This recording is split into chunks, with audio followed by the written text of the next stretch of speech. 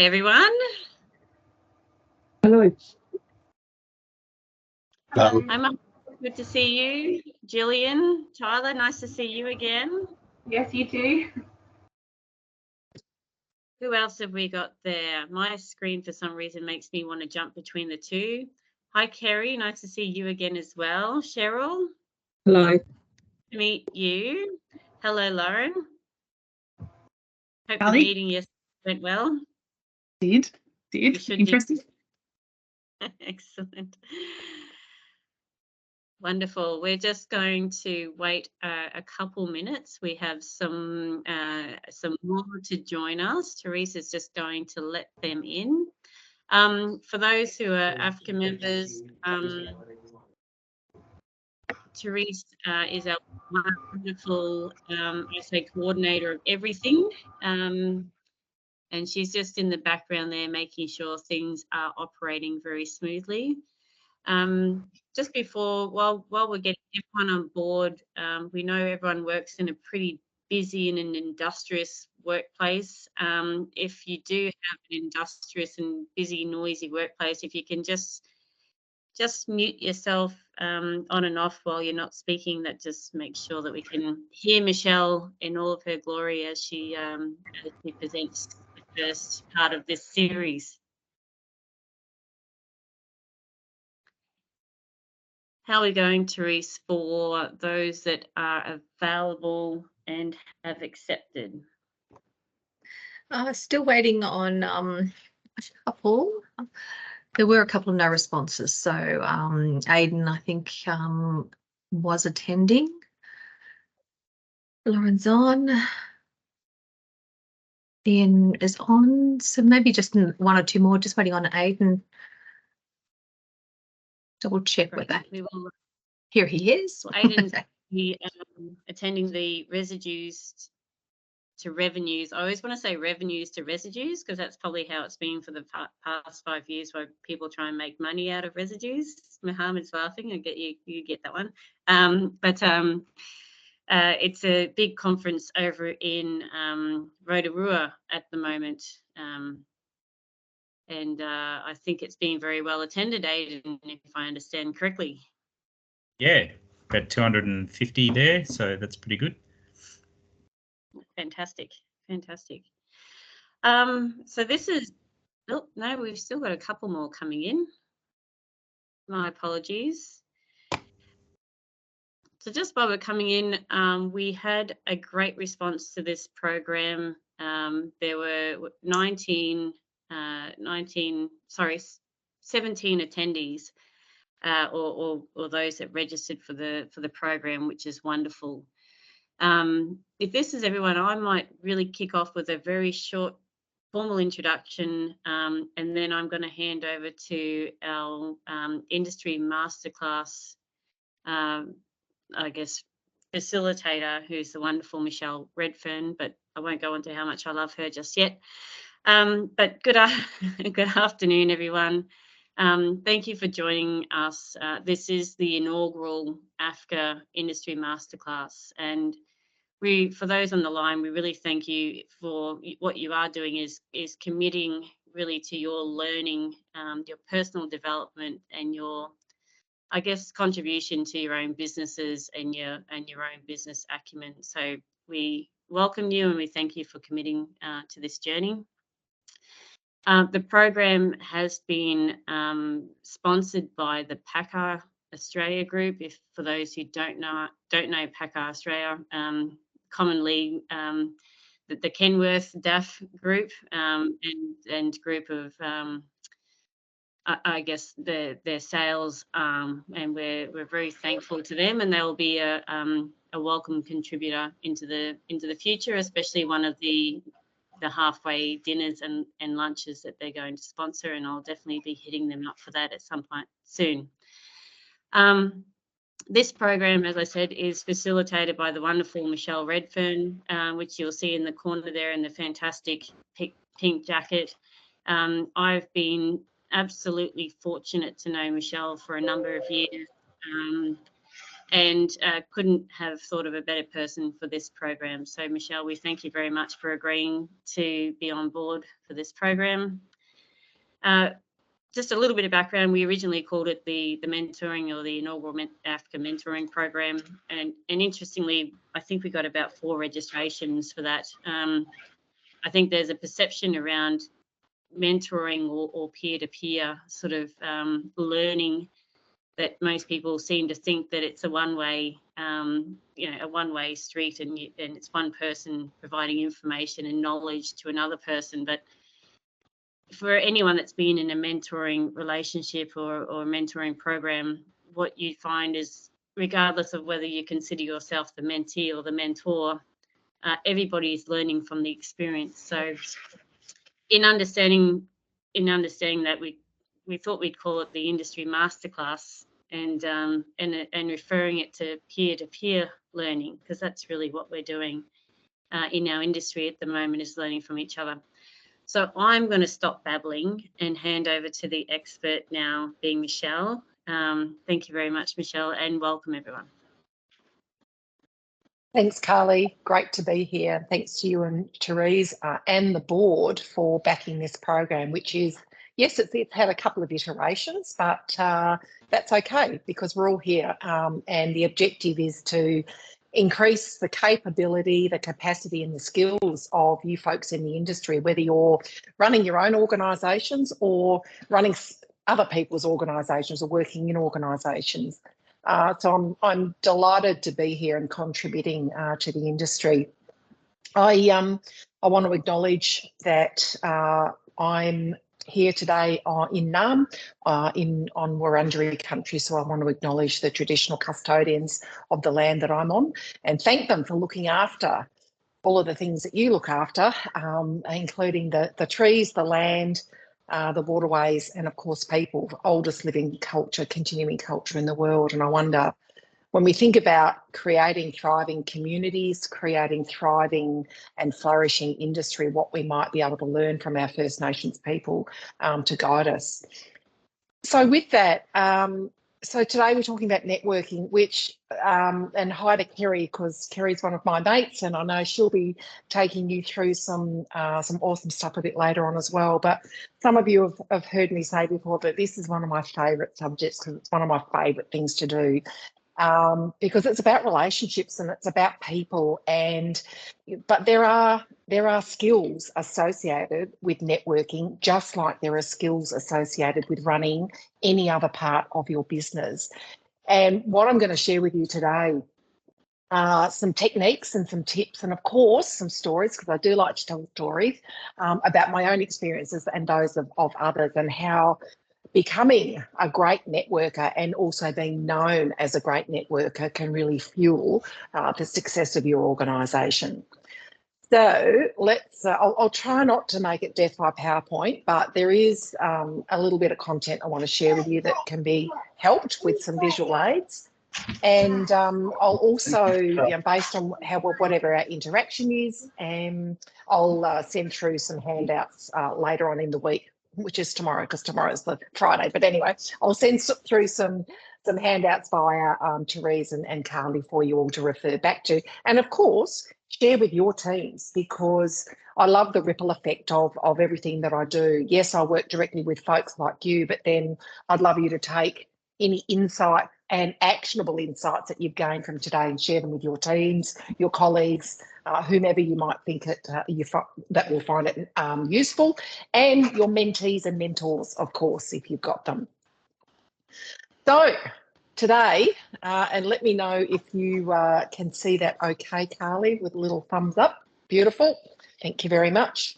Just because it says so on my screen doesn't necessarily mean it is on yours. So how you can strategically network like a boss. That's the aim of the game today. And today I'm going to, I like to talk about truth bombs, because I like dropping bombs. Sometimes it's the F-bomb, but I won't drop that on today's call, I promise. But I like to talk about truth bombs. So the truth bombs that I'm going to help you discover are how to audit your network and your networking. What is a strategic network? And you'll hear me use the S word, strategic, a lot in today's session. Why? Because when you're strategic, you're actually being really efficient. And there are some myths about networking that I want to bust. And, well, hopefully I can help you plough past some of those as well. We're going to do some practice of networking. And for those of you who just died a little bit inside at the thought of networking, it'll be safe, I promise. Now, we're going to try and do some jiggery pokey with breakout rooms, but we may not be able to. So if we can't get breakout rooms organised, because I can't see them at the moment, Therese and Carly, so I'm hoping that you're working on that in the background. If we can't get breakout rooms organised, we'll do some interactive Q&A. That's code for the people who are brave enough will ask me questions, I'll answer them, and then we'll have a discussion. If you don't want to ask the question on camera, feel free not to. And also use the chat function, because I know that coming off mute and saying something out loud in an industry forum isn't everyone's cup of tea, and that's okay. So please do use the chat function, and I can always answer your questions via them. Michelle, just before you go on, yeah. My view of your PowerPoint has disappeared. Has it disappeared for everyone else, or is it just me? Sorry, I just thought I'd sad. I'll stop and I'll start again. Let's try again. And I promise I didn't touch it, but I may have touched it. No, it's probably me. But you know, a good tradeswoman doesn't blame her tools. So I'll just stick with what I'm doing, and hopefully it doesn't disappear. I'm going to go through how to map, nurture and extend your network, because you all currently have networks, but what do we do about that? How do you get really clear about who's in your network, how to keep nurturing your network, and of course extend it to make sure that it's meeting the needs, your goals and your needs. And I'll share with you some final truth bombs around techniques and tips and mindset, and of course that'll be hopefully leaving us enough time for some Q&A as well. Okay, and for the person who just asked, do we get a copy of the overheads? I'll be sending a resource pack to Therese and Carly after this, so that you've got a reference point back. Feel free though, if there's anything on the screen, if you want to take a screenshot, feel free. Okay, so first of all, I wanted to ground everything that we do in leadership. And for me, the leadership definition that I use is leadership is using the greatness in you to achieve and sustain extraordinary outcomes by engaging the greatness in others. And if there are any of you on the call right now going, but I'm not a leader, because it doesn't say that on my org chart, or I run my own business, or you are a leader, because leaders manifest themselves at every level in every organisation. So no matter where you are in your organisation, whether you're the chief cook and bottle washer, whether you're the CEO, whether you're the salesperson, whether you're the frontline call centre worker, the receptionist, whatever it may be, you are a leader, and there are different ways of manifesting that leadership. And part of it is using the greatness in you, which is to have the skill, the motivation and the drive to be the best version of yourself in every interaction in the context of your work. And that's what we're going to talk about today. And the other part of it is to engage the greatness in others. So that's really seeking out what are people's skills, characteristics, attributes, their needs, etc. And how do you bring that out and then align them towards the outcomes that you want to create. So leadership is everything to me, and it also underpins everything that we do here.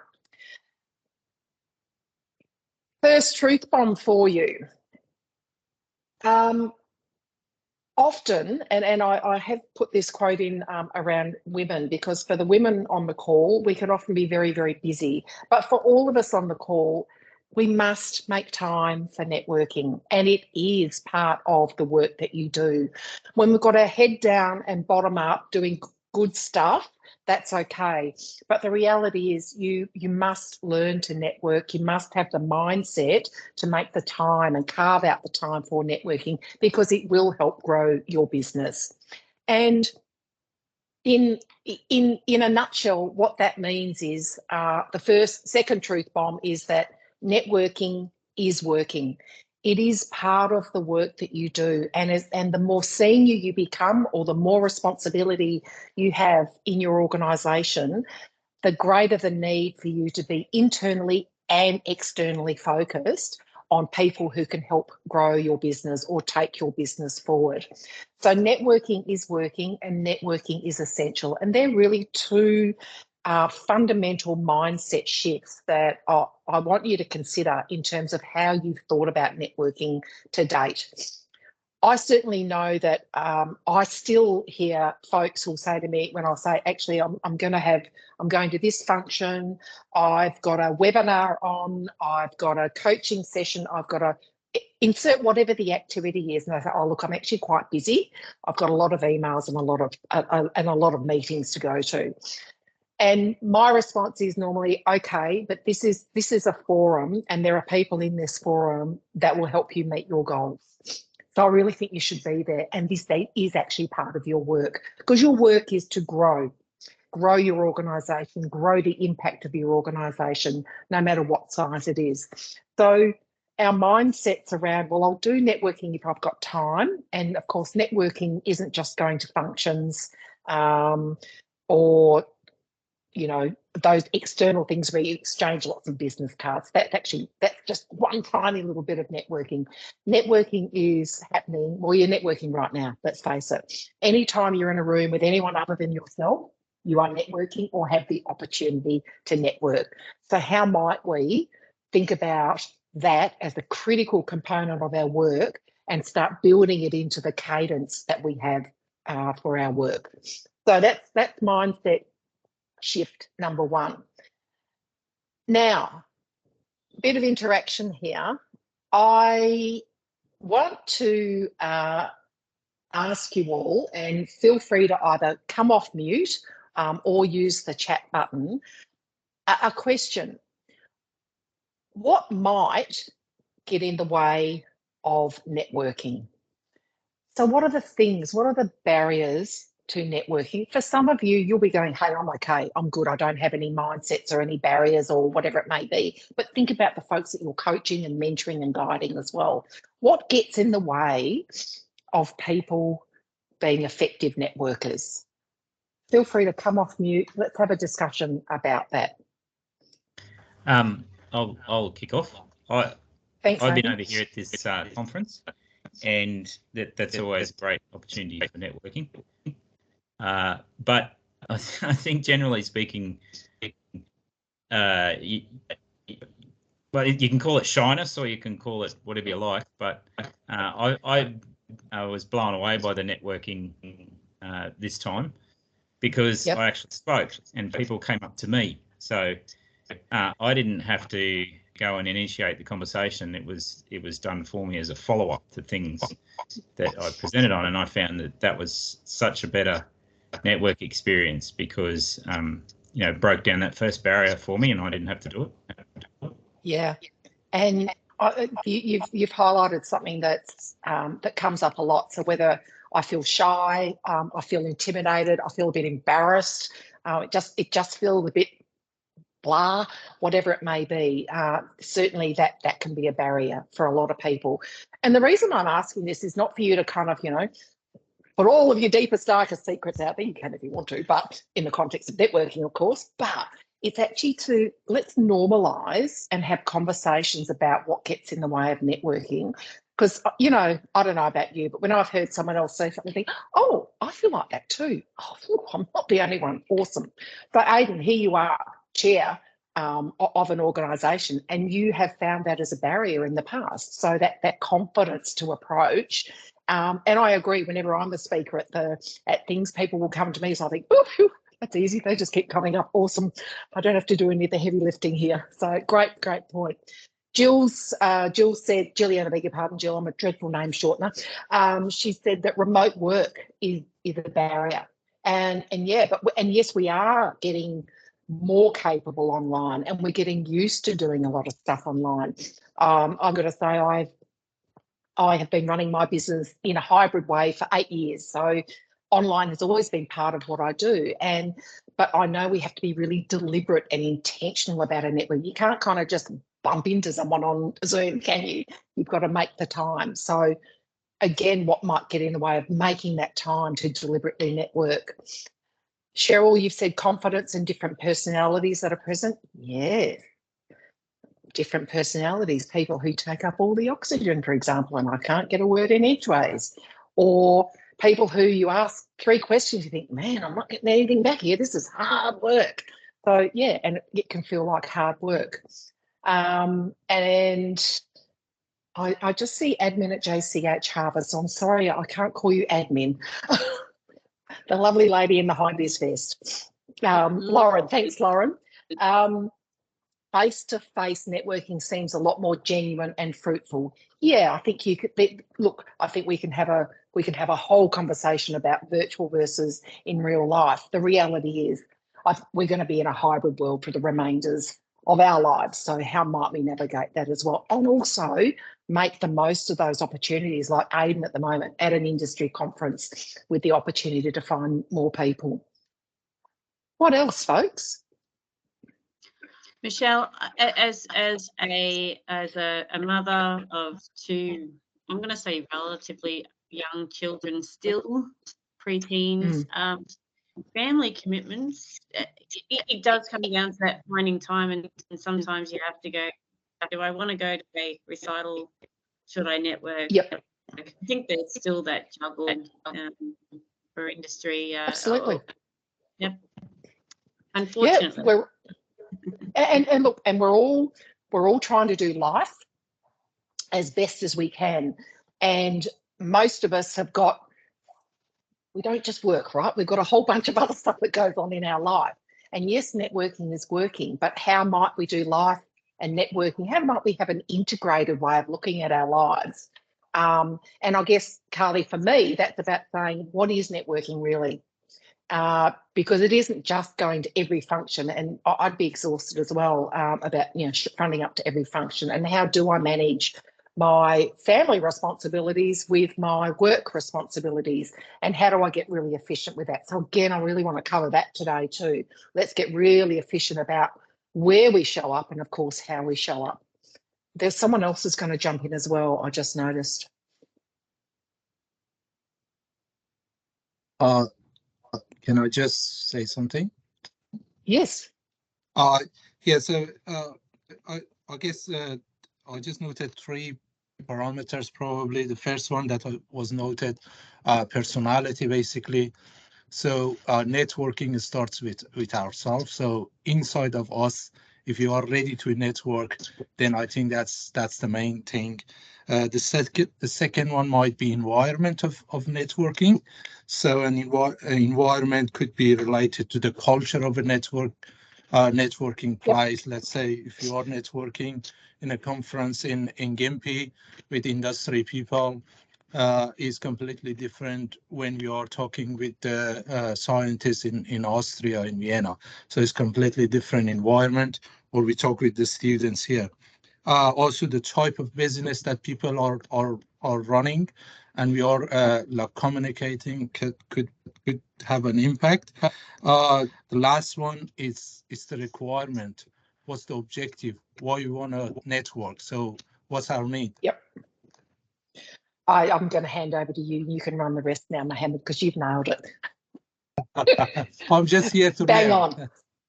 Oh no. Well, you've done a really good job of summing it up, and I think, and Gillian, I want to come back to your comment in just a moment, because there's some stuff around inclusive leadership here that I really want to highlight. But yeah, you're right. We have to be really clear about how to be efficient with our networking, and being efficient means that you've got to have the skills, you've got to know the context, you've got to know your own internal game, what's going on for me in here and in here, and then how do I make the most of this situation that I'm in. So absolutely bang on. And I think, Gillian, sorry, I'm shortening your name again. The networking, I do want to call out that where women may have been, well, not may, they have been traditionally locked out of the places where business gets done. And things like, you know, I've seen in certainly my working life that there a lot of business gets done at the pub after work or the bar or wherever we are. So let's jump down to the pub and let's have a conversation, and we get a lot of business done on the golf course, at the footy, riding bikes, things like that. Now, with very rigid gender stereotypes, if there's a heterosexual couple with small humans or even older humans or furry folk to look after, the burden of care often sits with the female in that partnership. And therefore, if she's, like I used to do, have to race to childcare to collect my children, not to have to do the walk of shame again after work, or hear the recriminations from my children, why are we laughed all the time? I wasn't able to participate in many of those environments where that informal networking and that business discussion was happening. So as leaders, being aware of that those environments still exist, and how might we create environments where a whole bunch of different people with different responsibilities can show up. So great call out there, Gillian. Thank you. And then again, I'm sorry if I'm calling you business to business because I can't see your name, but saying that, yes, industry networking, you know, being, oh, I can't give away too many secrets because my competitor's in the same circle of conversation. What might that be? How do we do that? So how do we go about running things without, you know, letting everyone know about the ins and outs of our business? So again, these are great challenges that are getting in the way. So let's work out together how to overcome them. If I haven't covered any of these by the end of the session, let's loop back in the Q&A and brainstorm them together. All right. Thank you, folks. I really appreciate your involvement there. So truth bomb number 2, the best time, the very best time to build your network and nurture it is when you don't need it. And I tell the story of a woman that I know, ex-journalist. Her name's Andrea Clark. And Andrea used to be a foreign correspondent in Washington. This is some years ago. And she tells the story when she talks about networking and the power of networks, that she was working for a particular media organisation. The media organisation, as they do, went through a restructure, and she found herself out of a job pretty smartly. And because she was working in America under a work visa, not a green card, she had no right to work. And she literally had 48 hours to get out of the country. Now, the thing was, Andrea really liked living in Washington, absolutely loved her work and wanted to continue. And she could see that her career was certainly going to benefit from staying there. So Andrea activated her already very strong and very supportive network to help her. So within 48 hours, she had a letter of offer from another organisation to jump on board to come and work for them. So she didn't have to, frankly, get kicked out and return to Australia.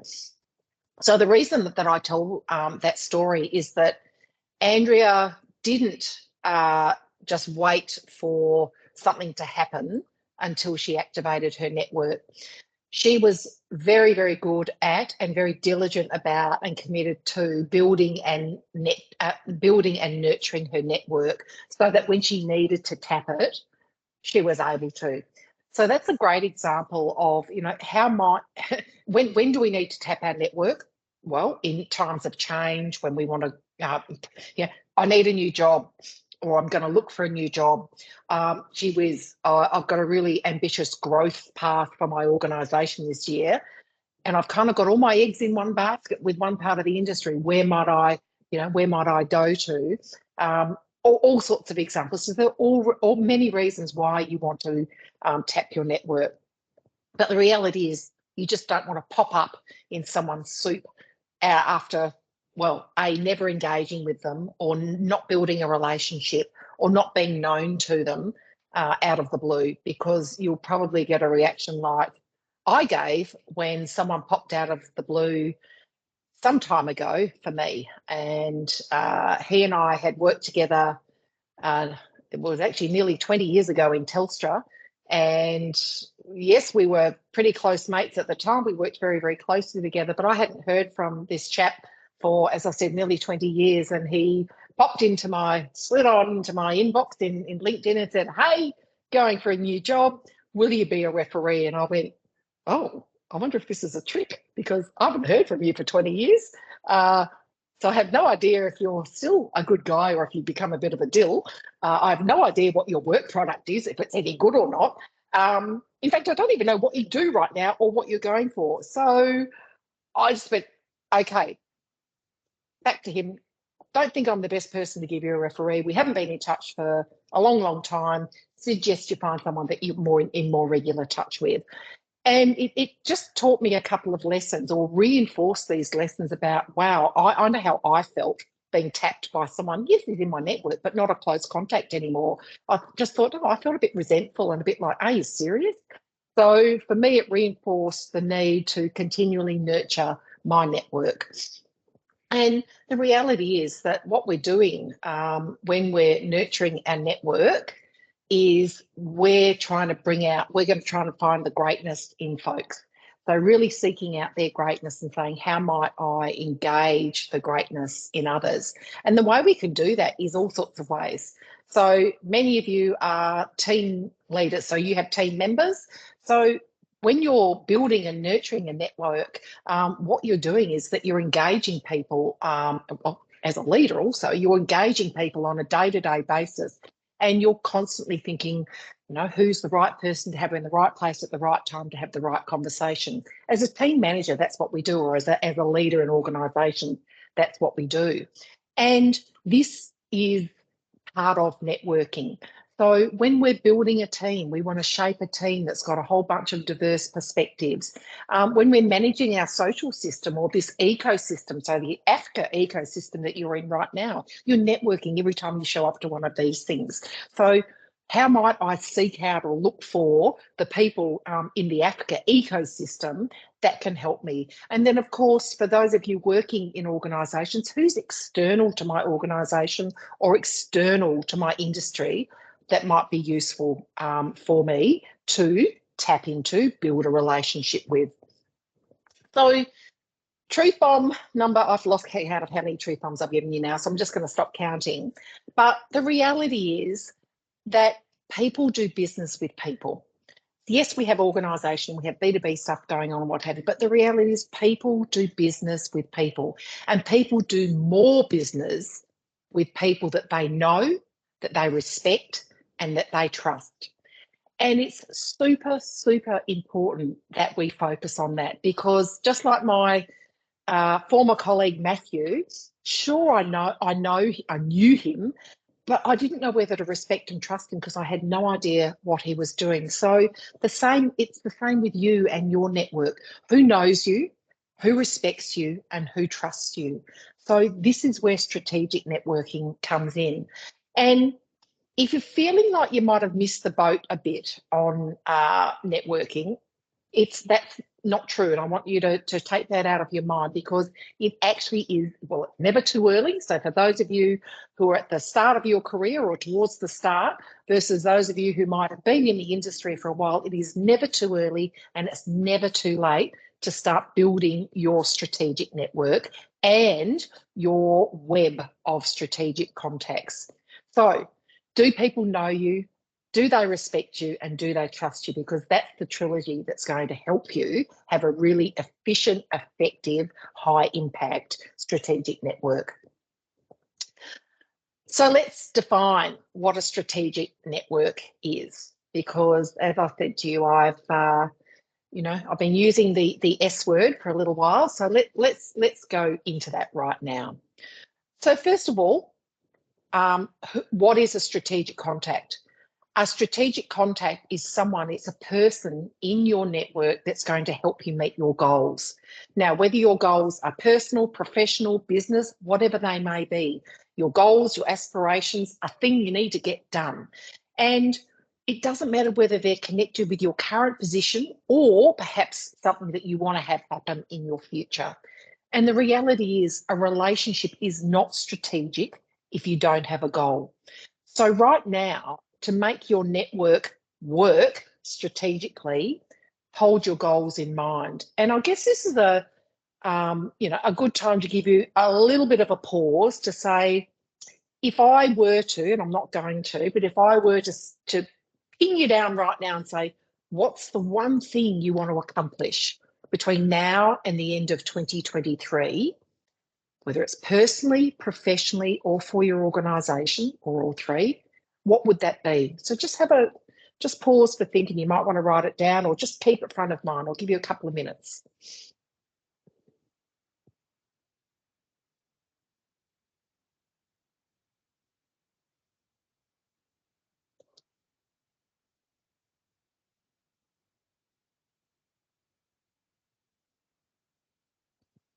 As you're doing that, I'll share what I'm doing around that at the moment. So one of my goals between now and the end of the year is to publish my 4th and 5th reports into diversity, equity and inclusion in sport.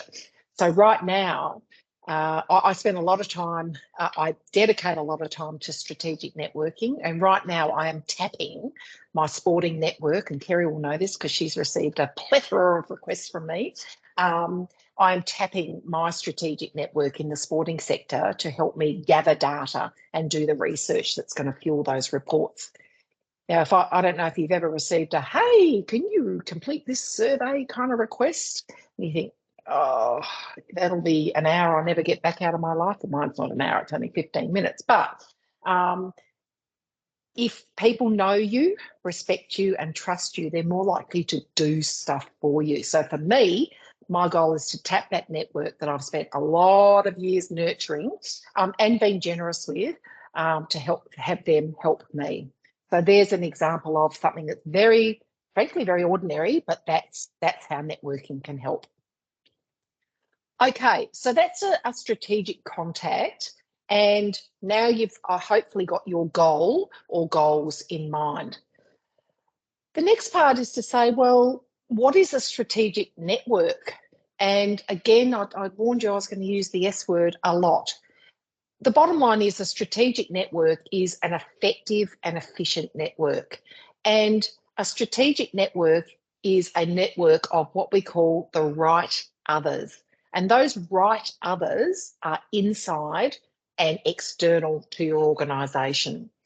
And the reality is that when you think about those right others, those are people who are, well, that you're going to engage with and align towards your goals. So inside your organisation, it might be your boss, your colleagues, it might be other stakeholders across the internal web of your organisation. For those in smaller organisations like mine, it's me, myself and I, but that's okay. But you also want to look outside your organisation as well. So who are your customers? Who are the consumers of your product? Because, of course, your customers may be the sellers of your product. Who are the consumers of it? Who are your suppliers, regulators, industry associations, whatever it might be? So who are those people external to your organisation that can help you? And another truth bomb is that to be known as an effective person in business, to be known as an effective leader, you must be known to have strong strategic networks, particularly the more senior you become in an organisation. So that the higher you become in an organisation, the more external your focus becomes. So certainly at the start of your career and through the midpoint, at the start of your career, you're doing work and you're reporting to a boss, and then your boss is supervising your work. So there's a lot of internal networking. People who give me stuff to do my work, people who receive my work to do their stuff. So internal networks. But then as you become more senior, you have more responsibility to establish and nurture networks outside your organisation. It may be with customers to grow the organisation. It may be with regulators and other industry experts to make sure that you're compliant and seen as a good corporate citizen. It may be with shareholders, whether you're a part of a listed company or a privately held company, there's always an owner somewhere. It may be with community stakeholders. So The more senior you become, the more external facing your networking activities will be. And of course, the reputation of yourself and your organisation will depend on those people. And of course, we want them to know, respect and trust you. We want them to understand that their stake in your organisation, whether it's whatever role they have, that you're a trusted set of hands. So your networking is actually proving that you're a trusted set of hands and that you've got the business in the right position and that you're going to meet the needs of those stakeholders. So effective leaders have strong strategic networks. So what does that actually mean? It means, number one, that you have that goal. So I hope that you've got some kind of goal or objective in mind. Number two, it means that you are examining your mindset. And as Mohammed said, as I said, he could have actually run this now. There are some truth bombs around your mindset. So what's going on in here and in here? So number one, people want to help you if you are passionate and clear about what it is that you're trying to achieve. It is really, really hard to resist someone who is energetic and engaged with what they want. And of course, what they want is not selfish or anything like that. What they want is a goal that's aligned with moving forward, whether it's themselves, professionally or personally, or the organisation. So very hard to resist an engaged and enthusiastic person who's very, very clear. The other part, the second part, is really hard to resist someone when it's going to help you. So there's a bit of the whiffum. What's in it for me? So I'm going to pick on Mohammed now because he was so kind to step up to the plate and give us a good précis before. So let's say Mohammed and I, we're going to head off to Austria to talk to those scientists. We're going to a scientific forum, and Mohammed's taken me along because, well, who knows, because I don't really know about all that stuff, but I've decided that this is going to be really interesting for me and I might make some new contacts. And those new contacts, well, goodness me, I've never actually thought about Austria and the scientific community for my diversity, equity, and inclusion work. This will be a great opportunity, Mohammed. Thanks for including me.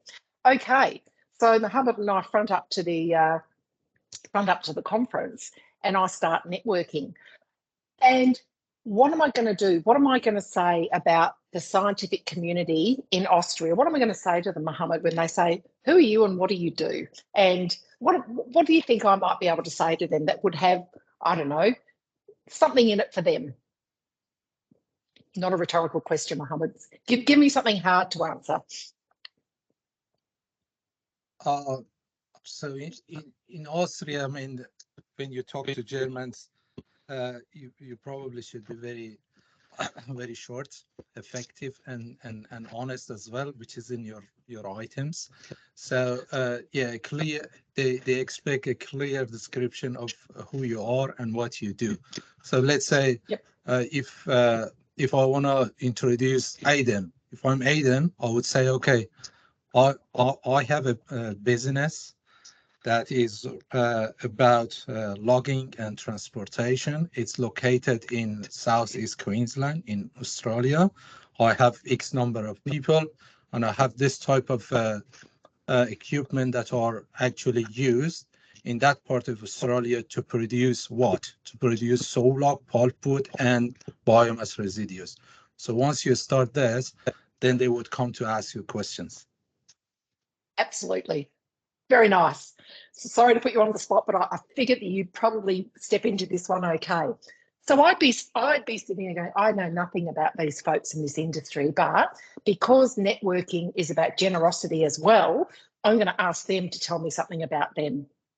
And then, as you've said, when they ask, okay, tell me about you, and Gillian's put a good comment in as well, that they probably will ask for an Australian perspective. I'll say, look, well, it is, I don't know much about trees or anything else like that, but what I can do is give you a bit of an insight into my work, and I reckon I've got some papers that would be really useful to you because I've noticed that there's not a lot of diversity in this room, and I think that it could be useful for your organisation if you had some more people of colour or some women or whatever it may be. Do you want me to help you with that? Anyway, this is a really random example, but I wanted to explain that no matter what situation you're in, if you're looking for, tell me about yourself, Mohammed, ask lots of questions. And then when they ask you, so what are you all about, Michelle? Have something ready. And the reality is it is about generosity as well. So they might say, oh, I'm really interested in how good the coffee is in Melbourne because I've heard about that. And I'll say, you know what? Give me your card and your postal address. When I get back, I'm going to post you a little parcel of the best St. Ali coffee that I drink. How does that sound? And, you know, it's really simple. It's really about saying, how might I create some common ground with this person? Ask a few questions to learn more about them, start building a relationship, and know that at some point there might be a return, but you know what? There might not be either. But the bottom line is this person now knows me. They might like me or respect me, and over time they'll learn to trust me. And I guess that other truth bomb, which I've already reiterated, is that networking is essential. So if Mohammed's made all of the effort to take me to Austria, to be with him to extend myself, or if I'm like Aidan over in New Zealand at an industry conference, whatever it may be, and I go to each of the talks and then I go straight back to my hotel room, I'm not thinking that that's a very good investment by Aidan or Mohammed in me. They'd be going, that's a little bit disappointing, Michelle, that you weren't able to network or meet some new people that can help our reputation in the industry, yada, yada, yada, whatever it may be. So it is essential, even if we have to push ourselves a little bit hard in those regards. Carly, you've got a question. Michelle, can I just share some advice I got from my mentor a long time ago, if you have a second? So I've had a 12-year-long mentor, and one of the things he taught me about a couple of years in was you always have 10 questions to ask everyone. It comes down a little bit about that networking is about generosity, but also about ensuring that you're showing interest in them. And he said, have 10 questions always to ask someone that you meet. Doesn't always have to be 10 questions, but understanding where they grew up, what they enjoy, you know, those sorts of things. And it really showed that you're investing in understanding who they are, and it showed respect. So your number 2 is on, and I've used that over and over again, and actually taught it to other mentees of mine. So yep, it's a great example. And like you, I have my kind of little playbook, and it's not that I'm being lazy or anything like that, but sometimes it can feel like a bit of hard work. I do recall I went a few years ago. I went to a networking event at Crown Palladium, and as I came up the escalator, and it was for football, it's for Australian rules football for one of the clubs, and they'd invited me to their business networking. And as I came up the escalators, I just saw a sea of blue and black suits and the occasional woman. I thought, oh my goodness, I'm the only girl here. And right, okay, so I just went, okay, what are my footy questions that I ask? Okay. And luckily I'm a bit of a footy tragic, so that wasn't too hard. But I had my standard 3 questions that I just wanted to get people talking. And it got me over my nervousness and that confidence. And we talked about a lack of confidence or the effort that it takes. So yes, I set myself a goal as well, which is, Michelle, you need to go and jump into 2 gatherings. You know, they're actually like a big blue and black wall sometimes. You think, right, how do I weasel my way in there? So I thought, right, I'm gonna make it two gatherings of folks. I'm gonna insert myself into the conversation, ask about them, and you know, get some conversations happening. So number 1, be prepared. Number 2, I just set myself a goal. Other than that, previous me might have scurried to my table, downed a couple of glasses of wine as a bit of a heart starter, and then, you know, enjoyed the lunch. Not anymore, because that's actually not good for me or my business. The wine all sitting down. So there you go. Mohammed, over to you. Oh, you're on mute, my friend. Thanks, Michelle. I just had a probably question about trust. So there is knowing, respect, and trust. I guess knowing and respect is somehow easier, but trusting, I guess it takes long time, and it depends on the people who we are interacting with. Do you have any tip about how we can build the trust and how we can make it shorter? Sometimes we want to achieve our objective and we don't have too much time. We can't wait for 10 years. Do you have any tips about this, please? Yeah, look, I think the easiest one is do what you say you're going to do. So make sure that people can depend on you. So if you say, hey, I'm going to send you the coffee, the international post was a little bit slow, but I reckon by the end of next month you'll get my lovely St. Arley coffee. Do it. If people say, can you introduce me to so-and-so, do it. So be known as that person that can be depended on to do what they say they're going to do. I think that's certainly a really good start, Mohammed. Look, there's a whole conversation about trust. I think there are some people you have to earn trust, and some people who trust until you lose it. So I think, again, there's a lot of mindsets and understanding the person, but really being able to be known as that person who really listens actively.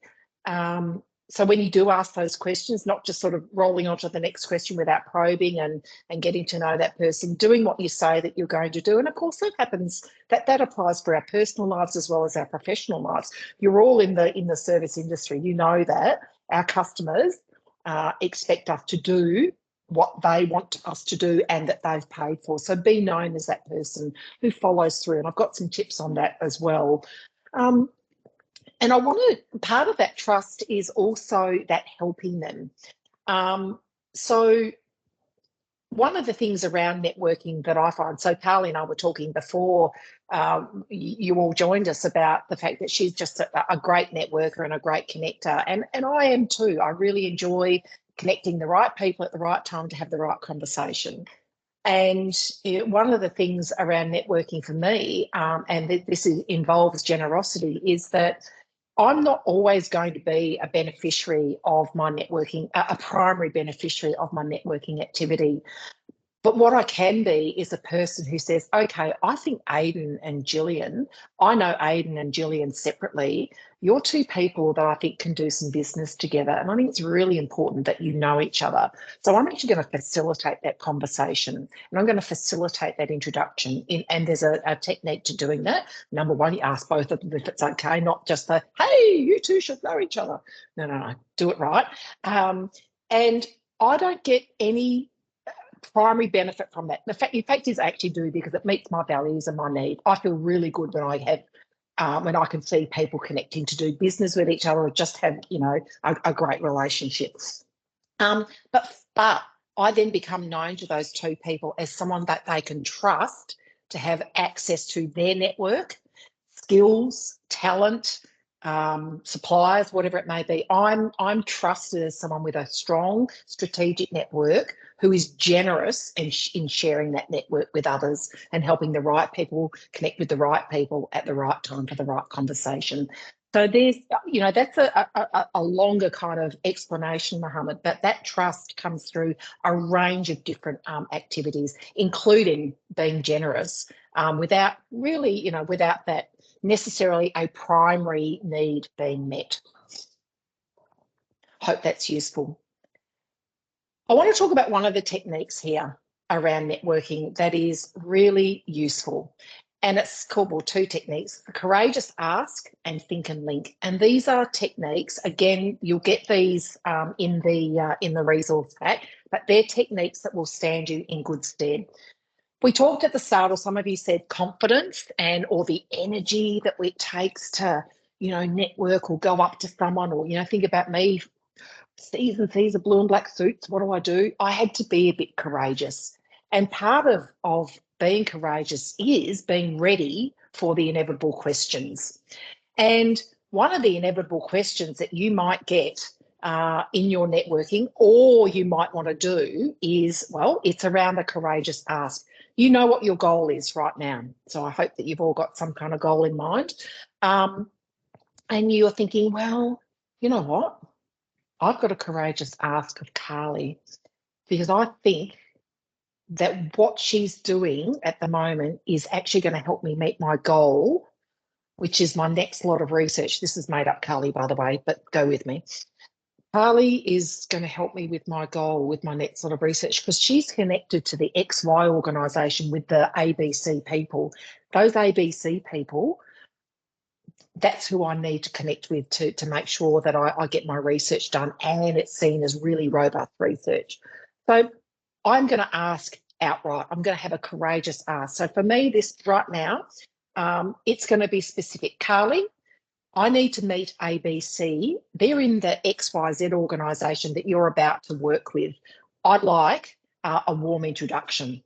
So very specific, very overt, very direct. And I'm not apologising. Oh, look, I know you're really busy and you might not like doing this, or I feel a bit awful. None of that. Carly, this is what I need. Now, from a position of competence, Carly, you know that I am an 8-year-long researcher into equality in sport. So I've got credentials. I am competent. So I know myself. So as Brene Brown says, I'm standing in my worthiness. I'm not hustling for it. Carly, you know my reputation in the sporting industry, so you should feel very comfortable introducing me. What I'm going to do is give you a little blurb to help you introduce me to these people. And the reality is, the other win, the possible win for Carly here is that Carly's got a great network. Gee, she knows a diverse range of people. How good that we got onto that Michelle Redfern for the XYZ. So that's an example of the courageous ask. So right now, absolutely. Thanks, Carly. That's awesome. All right, I'm going to send you through what you need to make that introduction. And when the business comes in, guess what? Lunch is on me. So this is the way that we've done business for thousands of years. But this is the technique for anyone who's ever felt a bit wobbly about, how do I ask?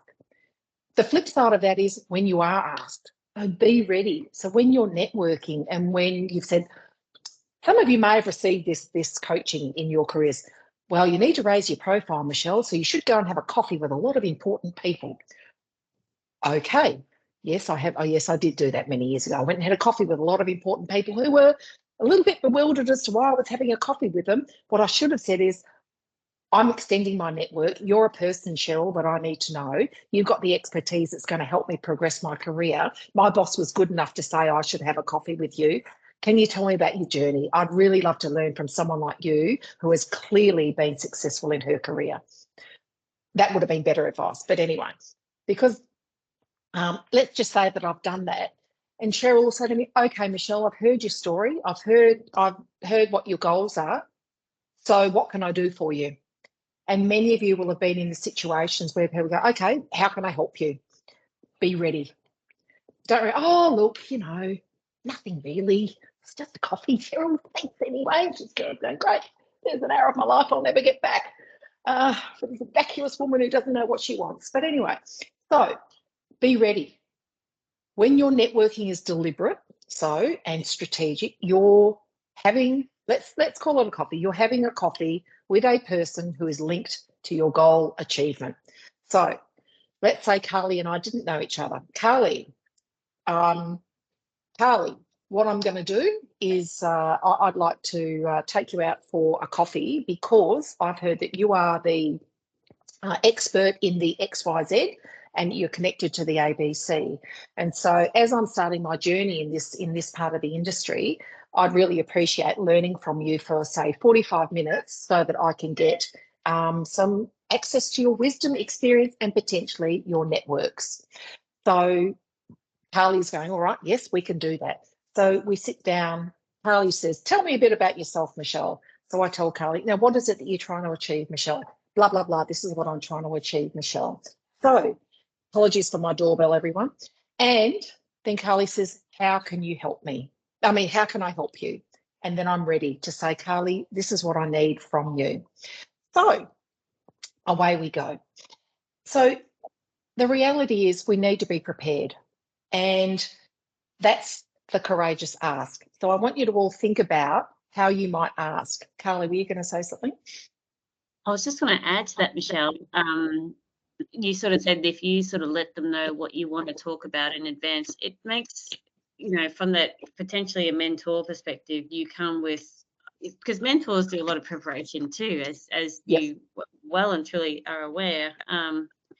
they can come in with going, you know, they don't go into these meetings thinking, I know everything, I can just it's off cuff. You know, if someone said to me, I want to learn about X, Y, and Z, you do a little bit of homework, you think about their perspective, you come in and you have some ideas. It helps them prepare as well. So I think you're spot on, Michelle, with alluding them to what you want to talk about, having a plan, articulating it, and the conversation will be much more fruitful from there.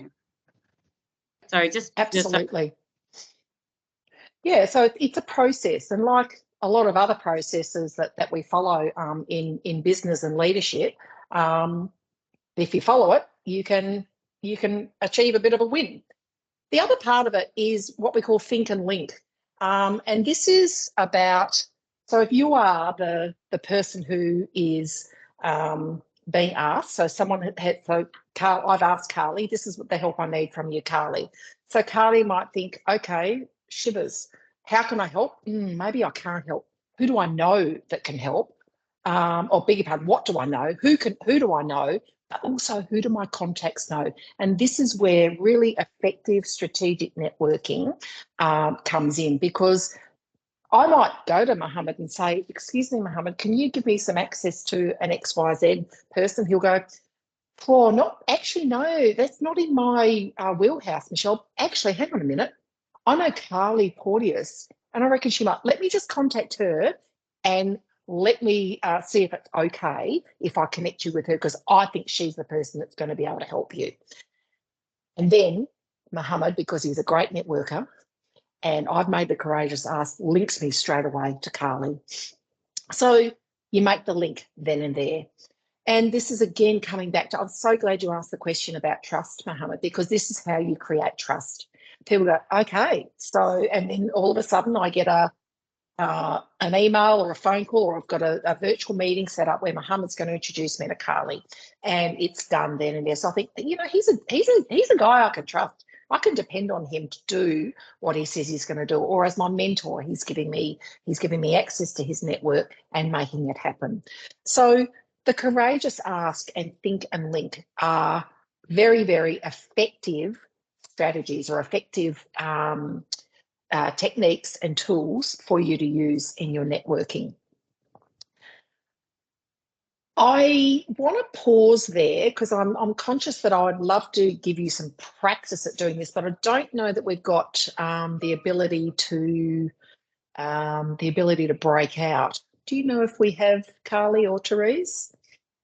We certainly have the ability, Michelle, but we had some last minute, I guess, members that couldn't join for particular health reasons and other reasons. So I thought perhaps today we do it as a group. Then yep, cool. Just that the partners and hopefully everyone's sort of seen their groupings, which, mind you, I spent about 3 hours mulling over. Cool. But get a chance to think up afterwards and discuss it. But we've just had a few last minute changes and we haven't quite been able to make them stick, Michelle, so my apologies. No, that's all good. So pausing for a bit of reflection then, because I know that's a fair bit to take on, and I've been talking at you for a little while now. And I think, is it Laura or Lauren? Sorry, Lauren. How do you navigate historical hierarchy to ensure that your potential connection with the top doesn't leave a bad taste for the middle, assuming the bottom position? Can you, Lauren, sorry, do you mind just expanding on what you're asking there? Because I don't want to get the wrong end of the stick. No, that's okay, Michelle. Sorry, I was mulling over how to word that without being as confusing as it came out. But I suppose the industry being relatively small, we like to think of ourselves quite broad, but it can be relatively small, and those specific industry contacts are essential, specifically in places like Tasmania. So I suppose sometimes, not that you would announce a particular network with an individual, but sometimes if you do have a strong relationship with an individual and then you're dealing with someone under them on an operational level, it doesn't always promote the trust element, because they're a bit cagey about why you're talking to their boss, I suppose. Right. So I'm with you. So they feel like you've leapfrogged over them to, why have you gone to my boss? Well, why have you gone to my CEO? You should be dealing with me. Right. Yeah, why are you having a coffee with them? Yeah. Yeah. And I think this is where the being really open and honest to say, hey, person I deal with on a day-to-day basis, I'm really committed to meeting my whatever the goal is, and you are awesome at helping me do that. It would be really useful for me if I got to know your boss or the CEO. Would you be open to making an introduction? And I'm not trying to cut your grass here, but I really want to make sure that I know all about your organisation from every level, so that we're doing the right thing by you. Are you okay with that? I think that's, again, I get that those hierarchies can be really tricky. And yeah, we do have to manage the human dynamics that go on in organisations, otherwise known as politics. And so, well, hang on, why are you talking to them over there? Or why are you talking to them over there? Or the flip side is, I certainly know as a supplier in my BPO days, one of the things that I was good at was connecting one part of the organisation with the other. Hey, did you know that so-and-so is doing that and so on? You two should get together because you could save a lot of money if you didn't engage us separately. Oh, sweet. So, of course, some of my CFOs will be going, hello, and I go, no, this is the whole way to do business. You create trust through doing stuff that's in line with your values, but helping that organisation as well. So, I guess let's flip the script a little bit and say, what's in it for this person? I shouldn't say dude. What's in it for this person that you're dealing with? They get some face time with their boss to say, hey, I've got this really interesting contact in my network. I think she's really committed to helping our business grow, meet its goals, whatever it may be.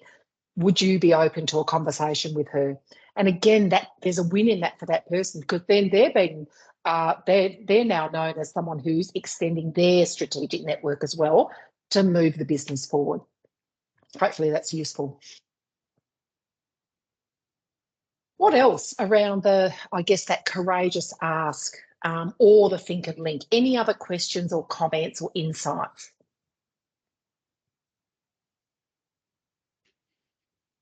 Michelle, I have a question.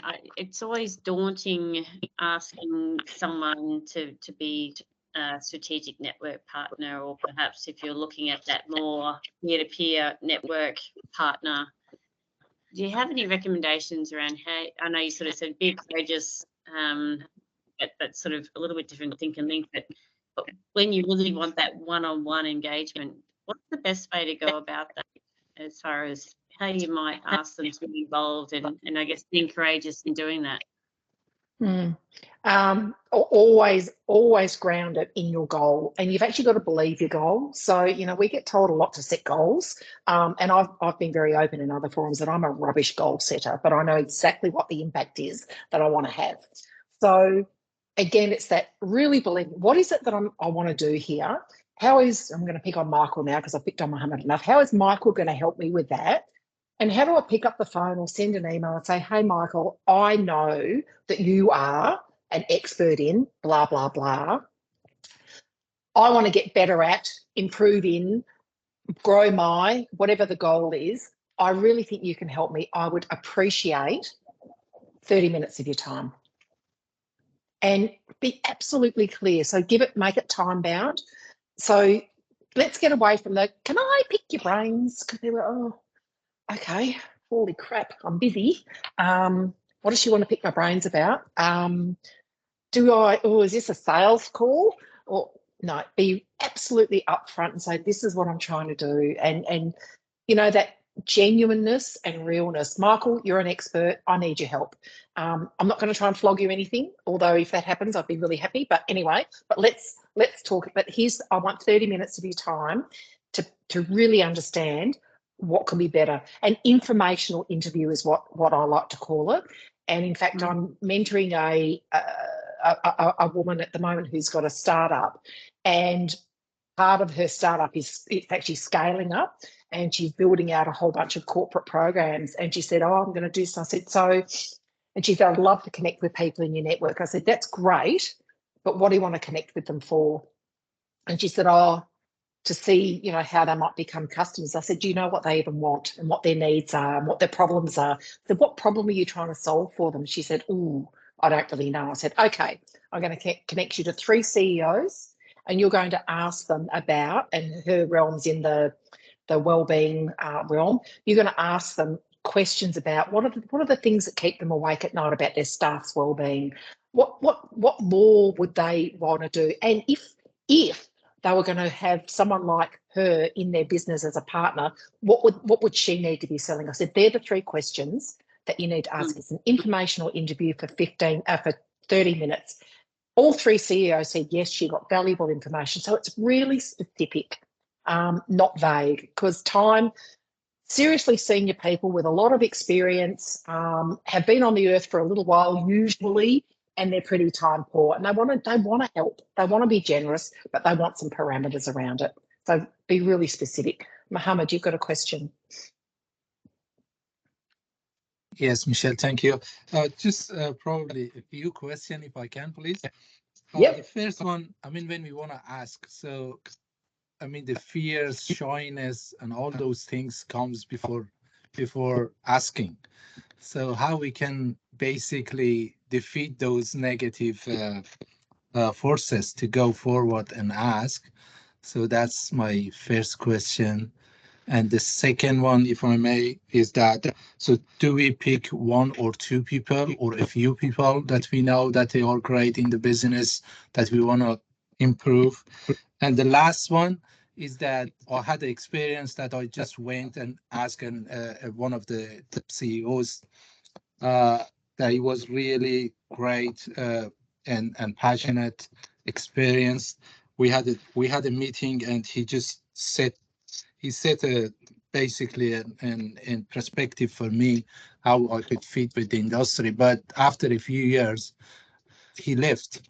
So how we can just like continue that journey. So getting back to him that, hey, I went to this one, you recommended, or have got these issues. What's your idea? Oh, I think you've given me some beautiful segues. So question number 1, I'm going to ask last. Question number 2 and 3, I'm going to answer now. Is that okay? Because you've given me a beautiful segue into the next part of what we're going to talk about. I want to touch briefly on reciprocity and explicit reciprocity. I'm not going to go into this in detail because you'll get this in your pack. But the reality is if someone helps you out, say, thanks, how can I return the favour? And then do it. Because that is also another way of establishing trust and being that person that you can depend on. So there's a couple of techniques and some words to use there that, as I said, I'll get you to, you can look at in your own time. But what you've talked about, Mohammed, is who and how many. And this is about mapping and extending and nurturing your network. So the first thing in terms of how many people do I need to network with? Well, the first thing is let's map your current network in the context of your goal. So who's in my current network that's going to help me achieve my goal? And those people, again, are they going to be inside my organisation? So they're the people who give me stuff to get my work done or receive my work to get their stuff done. So who are they? And then, of course, who are they external to your organisation? So number 1, map. I've got the goal. Who's inside and external to the organisation that I know or that knows the person that I want to know. So you're starting to get really methodical about this. And this is where the work at the start is going to help you to be really efficient on an ongoing basis. Then it's time to nurture your network. And of course, I want to say it again, the best time to nurture your network is when you don't need it. Don't be like Matthew. No one will know who Matthew is, but no, don't be like Matthew coming to your network after 15 or 20 years or even 5 years of not having any contact. So do the work inside your organisation or your industry. Yes, you've got work to get done, but part of your work is networking. So yes, I know we've got family commitments and other commitments, but let's get really intentional and deliberate. What am I doing to nurture my network inside my organisation systematically on an ongoing basis? And then external to your network, realising that your external network is absolutely critical, particularly the more senior you become in your organisation and your industry. So being able to make sure that you take bring the outside in perspectives into your organisation is also part of the benefits of external networking. So keep nurturing those two lots of people. And then extend your network. So this is hopefully going to answer some of your questions, Mohammed. So remember, I've got my goal. Who's missing? So right now, my goal, okay, I need a really good sample size of people participating in my sports research. So I've gone out to all my sports network. Who's missing? Oh, actually, there's this organisation, right? So I need to get hold of them. Who do I know that knows them? Oh, that Kerry Harris. I know she knows a few of those people because she's the chair of Women on Side. So yeah, I'm going to just grab hold of Kerry and say, hey, this is what I want to do. Kerry, can you help me by introducing me to so-and-so and so-and-so so that I can achieve my goal? Make the contact and then follow up. And the follow-up's coming in on your last question, Mohammed. So again, be explicit around your contact. I am contacting you because insert your courageous ask, which is aligned to your goal. Do all of the bits and bobs and then follow up. So in a couple of weeks' time, when I've had 1,000 responses to my survey from these organisations that Kerry's connected me with, I'll loop back around and say, Kerry, you're a rock star. Thank you for those contacts. This is what happened. Thank you very much. I owe you one. And Kerry will say, no worries, don't have anything now, but I'll come back to you if I think of anything you can help me with later on. Or actually, Michelle, while I've got you, I need help with blah, blah, blah, blah, blah. That's networking, folks. So that's the looping it back around. So, and it's, honestly, it's just polite. It's polite to let people know, thanks for helping me. You did help me. Or sometimes you get a no or a no answer or they ghost you and you can come back and say, didn't get anything, but thanks for the effort anyway. Really appreciate it. If you think of anyone else that might be able to help me, give me a shout. So that closing that loop, Mohammed, is so, so important because, again, that's building that trust and respect in you as a person who does what you said you're going to do, because there's also nothing worse than making connections. Oh, I'm going to connect Mohammed with Carly, and then I say to Carly, hey, this guy's going to connect with you because he's really interested. Then Mohammed goes somewhere, goes missing and doesn't turn up. Carly goes, whatever happened? Don't know. So don't be that person. So that's that part of it. And then finally, this is where I hope I answer your first question about the courage, Mohammed. So people who are nailing networking, they are efficient. And I know that when you're efficient with your networking, you're going to like it a lot better, particularly if it's not something that you find particularly, well, if you don't find it meeting your needs on an everyday basis. So be efficient and put boundaries in place and realise that saying yes all the time is actually closing yourself off to the people and the things that really need you. So it's actually doing yourself a disservice.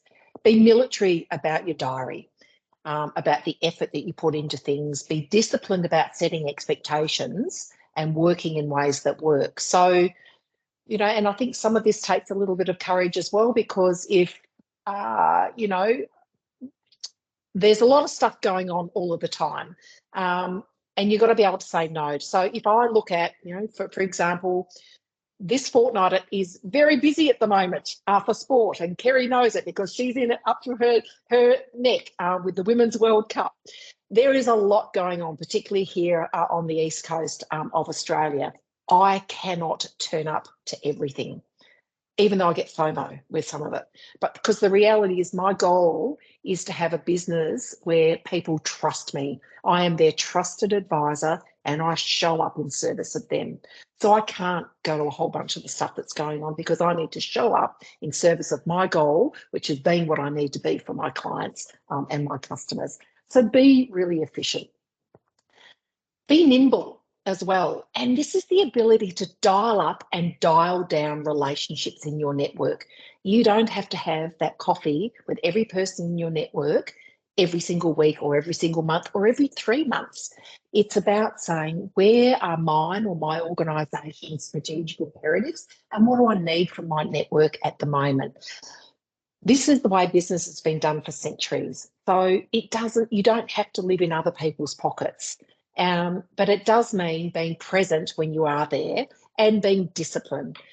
The story I use to demonstrate this is I've got 3 mates who we're all on a board together a few years ago, and these 3 guys, we call ourselves the Awesome Foursome. None of us have ever been in a rowing boat, I've got to tell you, but we call ourselves the Awesome Foursome. We have lunch together twice a year. Now, they are important to me, A, because I really like them, but B, because 2 of them are my mentors around board work and continuing board work. And I really value their perspectives, their views on industry. We don't talk or really interact outside of those 2 lunches we have a year.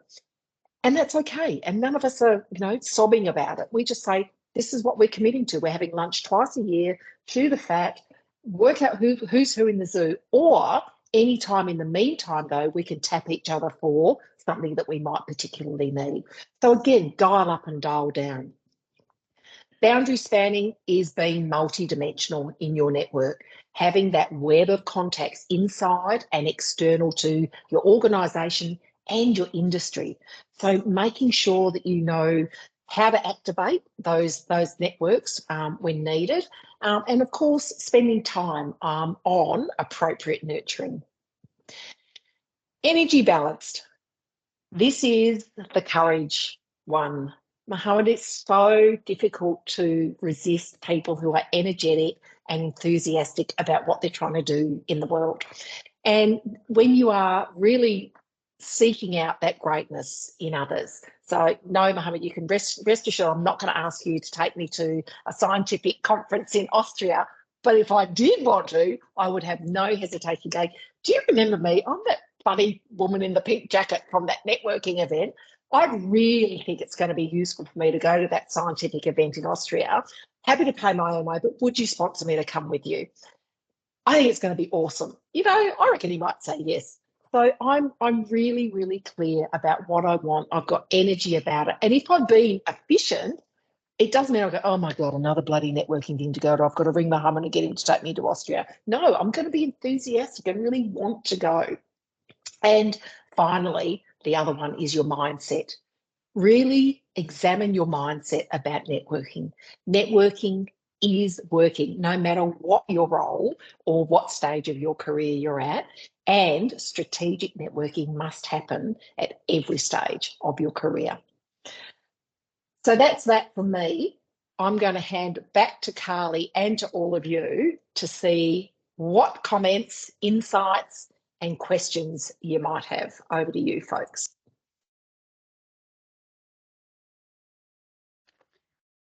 I'll allow for some questions first, Michelle, before I, me, I've always got something to say. So anyone have any questions for Michelle on networking and developing those strategic networking relationships?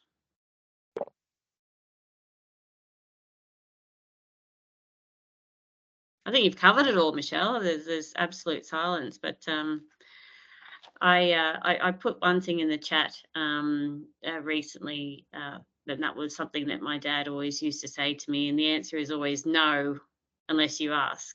That was something around overcoming courage.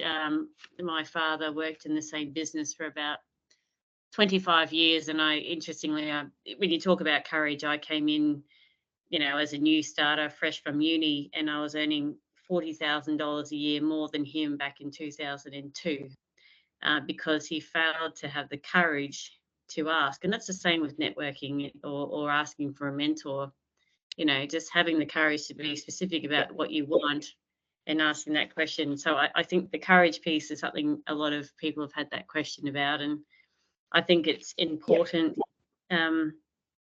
So takeaways for me, I love the truth bombs, Michelle. They were absolutely fantastic.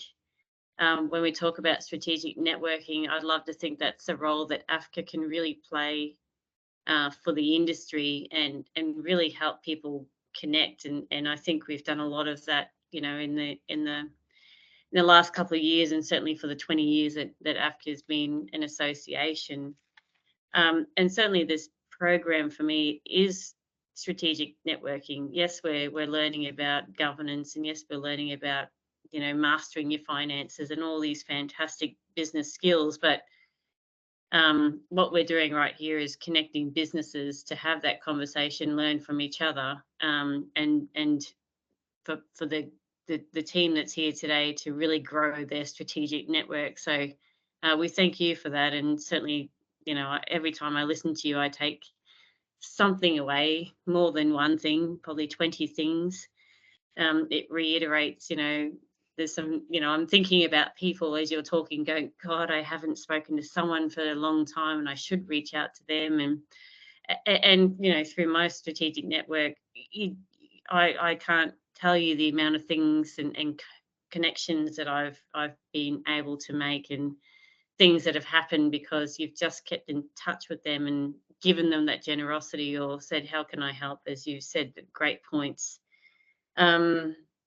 The be ready, be specific, very important. People are time poor. I think that's fantastic advice. And like I said, I'll open it for the group for questions. But thank you again, Michelle. It's like I said, I learn something every time we talk, and I appreciated that session today very much. Thanks, Carly. Very much appreciate your strategic network, which I'm a part of, which is exactly why I'm here. So there you go. Boom. Final truth bomb. Over to you, folks. Surely Mohammed's got another question. I've got a question of Mohammed. Did I answer your questions, your 3 questions, Mohammed? I was pretty confident I was going to. Yeah, I just stay silent because others haven't asked questions. So, but it was really very interesting and useful. Thank you very much. I really enjoyed that. Thank you. Thank you. And thank you for allowing me to pick on you. It's, you and Michael have, and Aidan allowed me to pick on you. So that was very nice of you. No, we will receive a gift from you later. Yeah, I was just going to, like, you psych yourself up to go and be into a networking program, and then you go and talk to someone that you think can help you or advance you, and you sort of get like a stone wall or something like that. You sort of end up deflated yourself. So then you've got to sort of try and pick yourself up and find the right person to go and talk to again. I just think, that's your mindset, I suppose, trying to get yourself back into the right frame of mind to make that next step into a next group of people to talk to. Yep. Yeah, and that is a part of, you know, business. The old encyclopedia salesman mantra was, you got to knock on 10 doors to sell one set of encyclopedias. So, you know, I'd like to think that if we're strategic about our networking, we're more likely to land on the right person. But, you know, if you get a bit of a stonewall, I think it's okay to say, I feel like perhaps you're not the right person for me to speak to. Do you know anyone that I should be speaking to? Should I be connected with someone else? And again, you know, we also being kind and compassionate, because you don't know what's going on for someone else. You know, I'd like to think that I show up as my best self every single time. I don't. You know, there are some times when I've had a bad day and I might be maybe not as switched on, or I'm not as attentive as I would normally be. So, you know, people who've kind of had a second go, oh, look, and I think, oh, shit, it's okay. Pay attention, Michelle, come on. So that kind of internal resilience to say, you know what, I know isn't you're a bad person. I know it's just I can't help. Is there someone else who can? Or go, okay, no problem. It's been really good meeting you anyway.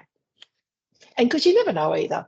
You know, I look at, I've got a couple of clients who became clients literally, you know, 4 and 5 years down the track after I'd met these people. And, you know, they just suddenly go, Michelle, she's the one. Give me a call. Hey, Michelle. Yeah, cool. Away we go. So, you know, sometimes it's not a no. It might be just not right now, or I've got something else going on. Is there a better time for me to talk to you? You know, that kind of stuff. So, yeah. But we do have to, you know, gird our loins and show up again each time, Cheryl. But if it's about your goal, you're going to be really keen and enthusiastic to do that. Gillian. Thank you, Michelle. So many excellent takeaways today. I've just had my favourite that I wrote down here, and it's in answer to you too, Cheryl.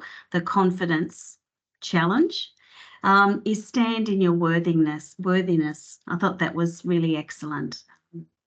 Oh, Yes. I wish I'd said that first, but I didn't. So, Oh, did you? but Brene Brown did. Yes, yeah, Brene Brown. I Excellent. mean, she talks a lot about vulnerability, and and yeah, just that you are worthy. You're entitled to be here. You're wherever you are. You're entitled to be there. So stand in that entitlement, stand in that worthiness, rather than trying to beg people to pay attention to you. It's really, really important mindset shift. And the second thing was, I think in our industry, just the geographical challenges and the remoteness, it can be a very lonely industry to work in. So I think, networking does bring those outside perspectives, and there's real value in that. So we need to be on board. Thanks, Agreed. Michelle. My pleasure. Thank you.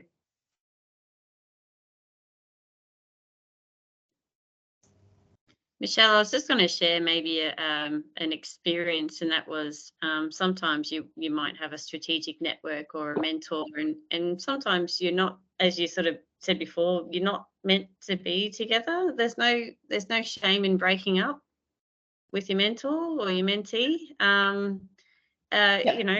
It's a professional relationship. If you're not, neither person is seeing value out of it, there's no harm in that, as long as you sort of say, look, thanks very much for your time. I'm actually looking for something a little bit different in my career at the moment, but I appreciate everything you've given to me. Let me know if I can help you out in the future. And I've done that with a mentor that I was partnered with, and that relationship wasn't, it just didn't quite work for me, and that was fine, and didn't quite work for them either. So it was an easy conversation, but own the breakup, be good about it, and offer to be, they could be a good partner or a good strategic relationship into the future. You just don't know. Absolutely. Yeah. And that's the thing, that's that dialing up and dialing down as well. So, yep. Thanks, Carly. No, thank you, Michelle. So, Michelle, I don't know whether you had a little bit of something to finish off today, or whether you were done. I'm done. I reckon they've heard enough from me right now, but so over to you. Thank you. So we've spent a little bit of time, and by a little bit of time, it's me mulling for hours over a list of names, what you do, where you are, whether you're competitive in a similar market, what I know about people's personalities, and I've matched you up in a table. We did have an odd number, so I did put 3 peer-to-peer relationships together, and we'll see how that goes after today's session. There's a couple of people that had some health issues recently, so we'll just double check those numbers. But if it's okay with the group, we would love to start to connect you to have some conversations around the topics that we're exploring. So we have four sessions in total, so actually start to have conversations, peer-to-peer development conversations around these topics and other business related topics between the sessions. And we would really encourage you to reach out, touch base, whether it's over Teams, if you're close enough to have a coffee, fantastic. But just making sure we've got consent from everyone to share those, those mobile numbers with the person that we've partnered you up with. Blah, blah, blah. Everyone seems to be nodding. If there's an issue, please send me an email. But we just love to continue this conversation and ensure we get the value in between the sessions of that strategic networking that Michelle, we'll talk a lot about, I think, during the next 3 sessions.